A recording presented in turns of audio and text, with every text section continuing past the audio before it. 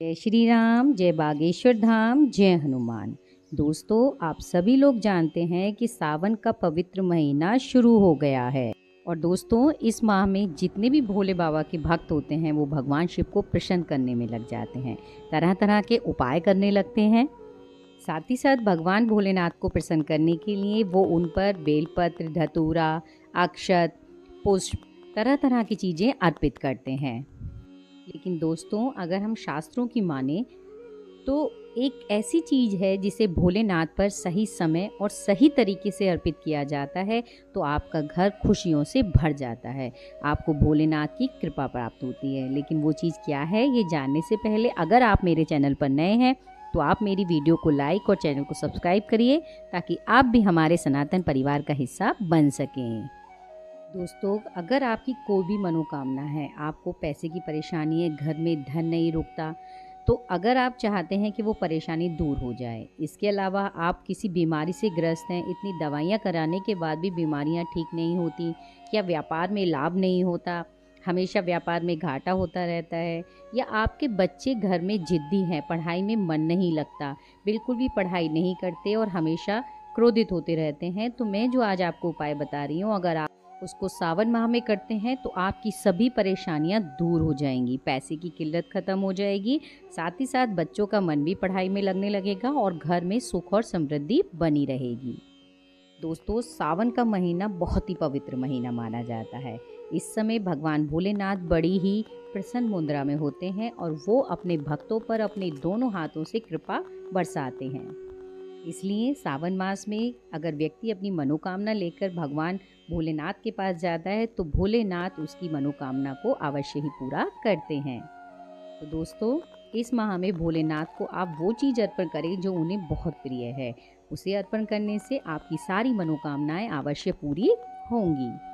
तो दोस्तों, पहले तो मैं आपको ये बता दूं कि ये चीज़ हमें अर्पित करने से क्या मिलने वाला है।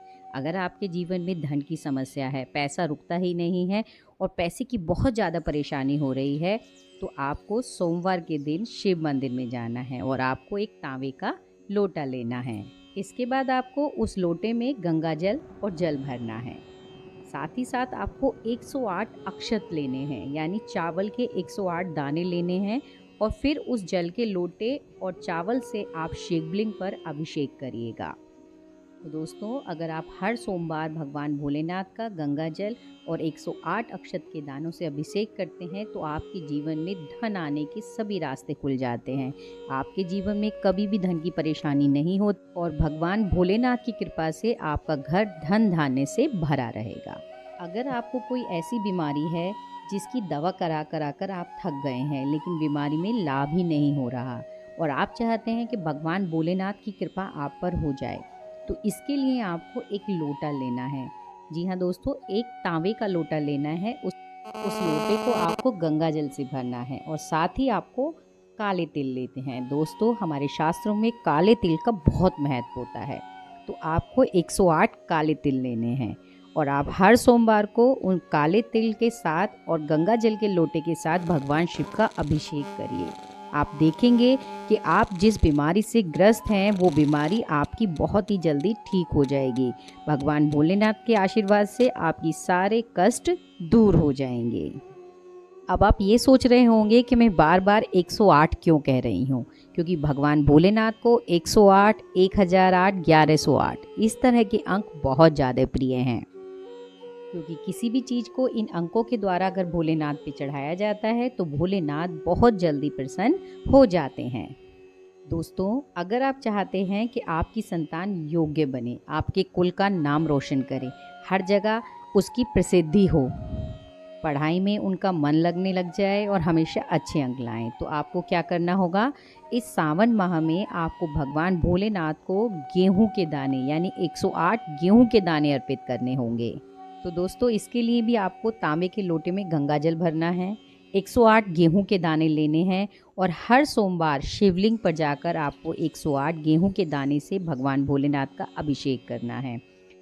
और अगर आप ऐसा करते हैं तो आप देखेंगे कि भगवान भोलेनाथ की कृपा से आपके बच्चे का मन पढ़ाई में लगना शुरू हो जाएगा। दोस्तों, अगर आप अपने घर में शांति चाहते हैं, परिवार में उन्नति चाहते हैं, परिवार में पारिवारिक सुख बना रहे, तो इसके लिए आपको क्या करना है दोस्तों? इसके लिए आपको सावन माह में सोमवार को भगवान शिव के मंदिर में जाना है और उत्तर की तरफ मुंह करके भगवान शिव पर आपको 1 लोटा गंगा जल चढ़ाना है। उसके बाद आपको 1 ही लोटा गन्ने का रस भगवान शिव पर चढ़ाना है। इसके बाद आपको शिवलिंग को अच्छे से साफ कर देना है। दोस्तों, अगर आप ऐसा करते हैं तो इससे आपको पारिवारिक सुख तो मिलेगा ही मिलेगा, साथ ही साथ अगर आपके घर में नकारात्मक शक्तियाँ होंगी वो भी सब समाप्त हो जाएंगी। घर में बरकत होगी, घर में सभी लोगों की उन्नति होगी और साथ ही साथ भगवान भोलेनाथ की कृपा आप पर बरसेगी। इसके साथ साथ दोस्तों, अगर आपके जीवन में मंगल दोष या शनि दोष है, ऐसा व्यक्ति अपने जीवन में कभी भी कुछ नहीं कर पाता। जिस व्यक्ति की कुंडली में मंगल या शनि दोष होते हैं वो कुछ भी काम करने जाते हैं उनके काम कभी पूरे नहीं हो पाते। और अगर आप भी उन्हीं लोगों में से एक हैं तो आपको क्या करना है?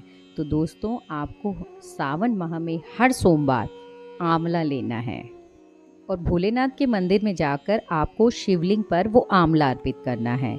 अगर आप आंवला नहीं ला पाते या आंवले का इंतज़ाम नहीं हो पाता तो आप आंवले का रस ले लीजिए और उस आंवले के रस से आप भगवान शिव की शिवलिंग का अभिषेक करिए।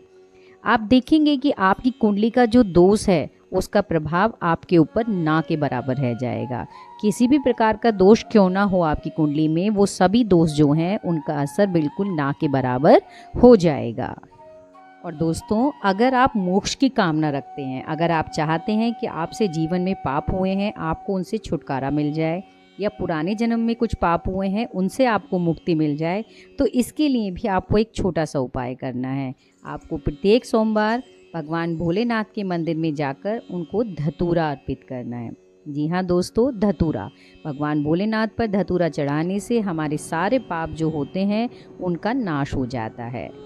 इसके अलावा दोस्तों, अगर आप नौकरी की तलाश करते करते थक गए हैं, आपको नौकरी नहीं मिल पा रही है, आप नौकरी को लेकर बहुत ज़्यादा परेशान हैं, तो आप इस सावन भगवान भोलेनाथ का दूध से अभिषेक करिए। अगर भोलेनाथ का अभिषेक आप दूध से करते हैं तो आपको मनचाही नौकरी मिल जाएगी। इसके अलावा दोस्तों, अगर आपकी कोई मनोकामना है, आप चाहते हैं कि आपकी मनोकामना पूरी हो जाए, तो दोस्तों आपको इस सावन में भगवान भोलेनाथ के शिवलिंग के ऊपर प्रतिदिन 1 बेलपत्र अर्पित करना है। इस बात का ध्यान रखिएगा कि बेलपत्र कहीं से कटा फटा नहीं होना चाहिए। आपको सिर्फ 1 बेलपत्र भगवान भोलेनाथ के शिवलिंग पर अर्पित करना है।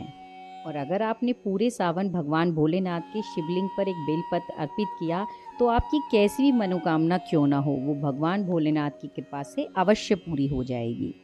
दोस्तों, अगर आपका व्यापार बंद पड़ा हुआ है और आप चाहते हैं कि आपका व्यापार बहुत तेज़ी के साथ चल पड़े, तो आपको सावन माह में प्रत्येक सोमवार को गाय के देसी घी से भगवान का अभिषेक करना है। आप चाहें तो देसी घी को भगवान भोलेनाथ पर चढ़ा भी सकते हैं।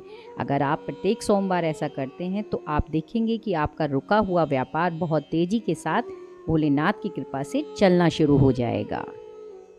दोस्तों, अब मैं जो आपको उपाय बताने जा रही हूँ उसे बहुत ध्यान से सुनिएगा। भगवान शिव को रुद्राक्ष बहुत प्रिय है। ऐसा कहा जाता है कि रुद्राक्ष की उत्पत्ति भगवान शिव के आंसुओं से हुई है। और जो व्यक्ति सावन माह में भगवान भोलेनाथ को रुद्राक्ष चढ़ाता है या रुद्राक्ष की माला को खुद ग्रहण करता है, उसे भगवान भोलेनाथ की असीम कृपा मिलती है और उसे अपने जीवन में विशेष उन्नति की प्राप्ति होती है। और दोस्तों, इसी के साथ आप कमेंट बॉक्स में हर हर महादेव लिखना मत भूलिएगा। जय श्री राम, जय बागेश्वर धाम, जय हनुमान।